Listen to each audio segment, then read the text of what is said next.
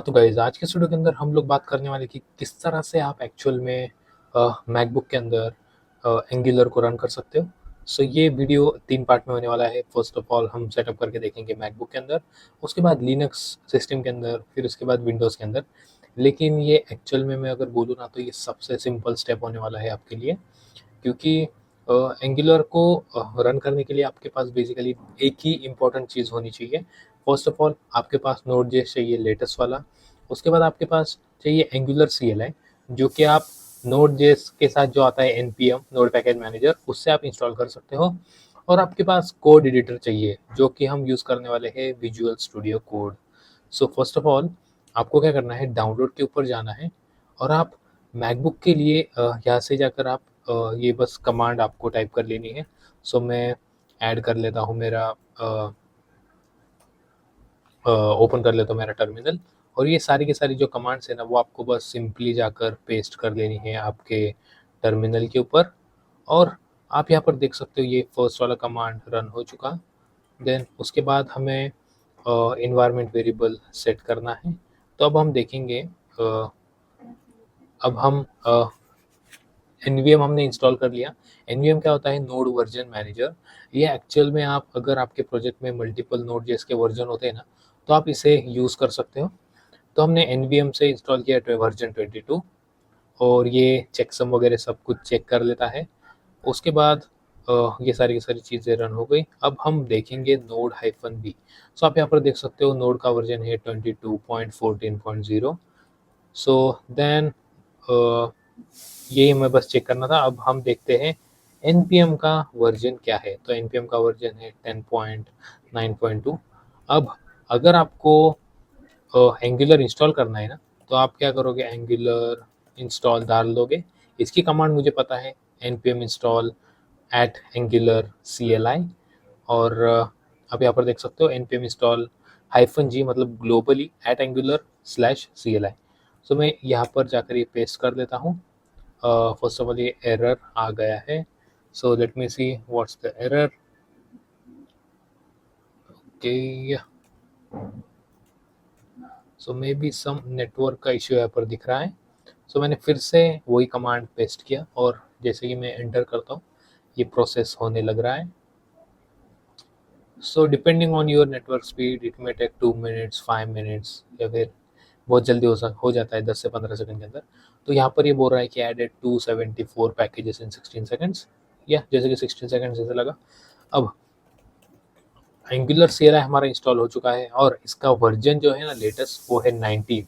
सो ये लेटेस्ट वाला इंस्टॉल हो चुका है। सो यहाँ पर बेसिक हमें कमांड देखने को मिल जाते हैं। ls, अभी मैं क्या करता हूँ, cd गिटहब के डॉक्यूमेंट्स, गिट के रेपो में, और यहाँ पर मेरे पास इतने सारे प्रोजेक्ट्स अवेलेबल हैं। सो बस मैं आपको बताने के लिए क्रिएट करता हूँ न्यू प्रोजेक्ट हमें क्रिएट करना है। ये सिंपल से एंगुलर CLI की कमांड से, जो कि आपको इवेंचुअली ये कोर्स कंप्लीट होते होते पता हो जाने वाले हैं। So first of all new, और प्रोजेक्ट का नाम देने वाले हैं। तो आज कितनी तारीख है? 22, लाइक टू मैं जस्ट आपको 2 अप्रैल करके डाल देता हूँ। और ये आपको बोलेगा कि यार आपको स्टाइलिंग के लिए क्या यूज़ करना है।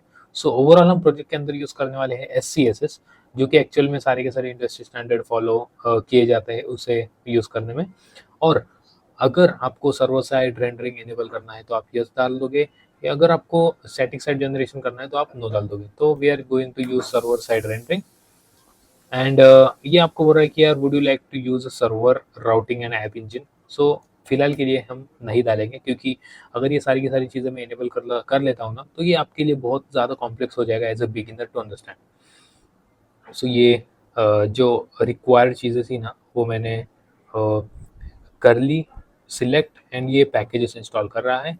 इसे अप्रॉक्सीमेटली 1 से 2 मिनट का टाइम लगता है। एक्चुअल में 1 से 2 मिनट का टाइम लगता ही है, क्योंकि इनिशियली आपका प्रोजेक्ट्स रन होने में उतना टाइम लगता है। सो नेक्स्ट स्टेप की हम बात करेंगे ना, वो है विजुअल स्टूडियो कोड। तो आपको चले जाना है विजुअल स्टूडियो कोड के ऊपर। आप आपके पसंद का कोई भी VS कोड ले सकते हो, और आपको बस यहाँ से जाकर डाउनलोड कर लेना है। ये बहुत ही सिंपल स्टेप है। आप में भी जाकर चेक कर सकते हो आपके ऐप स्टोर के ऊपर कि ऐप स्टोर के ऊपर VS कोड अवेलेबल है या नहीं। इट में भी चांसेस कि अवेलेबल ना हो, लेकिन सर्च करने में क्या जाता है, तो यहाँ पर नहीं है, वो VS कोड अवेलेबल नहीं है। ये क्लोन इन VS कोड वगैरह मल्टीपल ऐप्स है, आपको ऑफिशियल वेबसाइट के ऊपर जाकर डायरेक्टली डाउनलोड कर लेना है और ड्रैग एंड ड्रॉप करके आप आपके एप्लीकेशन में इसका रेफरेंस सेट हो जाएगा और आप बेसिकली डायरेक्टली जाकर ओपन कर सकते हो ये प्रोजेक्ट। सो VS कोड यहाँ पर ओपन हो चुका। So control LS। सो हमारा प्रोजेक्ट है ये 2 अप्रैल, तो 2 अप्रैल कर देता हूँ मैं। LS जैसे ही करता हूँ LS, तो यहाँ पर बेसिक हमारे पास ये प्रोजेक्ट डायरेक्टरी है। ये कोर्स के अंदर हम देखेंगे कि एक्चुअल में प्रोजेक्ट की वर्किंग डायरेक्टरी क्या होती है। देन हम इसे ng सर्व कर लेंगे।